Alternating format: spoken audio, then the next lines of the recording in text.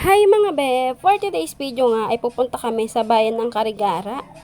Palabas na nga kami at para mag-abang na rin ng sasakyan namin. At ito nga pala yung kalsada dito, napakalawak. At nakasakay na nga pala kami mga be. At ito nga yung tricycle nila dito, napakalaki.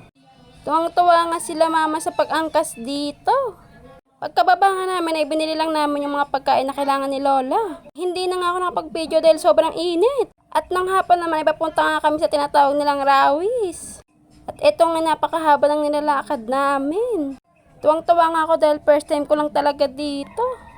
Napaka-presko ng hangin. Napakaganda pala dito mga be. Ay sinasay ko sa inyo, ulitin namin tong bakasyon na to. At ito nga pala yung palay na sinasakan ng aking tiyo. At dahil nga napagod ako sa aming nilakad, sinay ko kay Tiyo'y kumuha na lang ng buko na maiinom. Sobrang fresh nga ng mga to. Ay tuwang-tuwa ako dahil libre. Kahit umulit-ulit ka pa ay pwede. Nang maubos na nga namin yung sabaw ay pinabiak na namin to para makain naman yung laman. Ay sobrang sarap talaga mga be. At nang maghahapon na nga ay nagkakag na akong umuwi. Ay sobrang pagod ko mga be. Alam niyo namang hindi ako sanay maglakad. Yun lang, bye.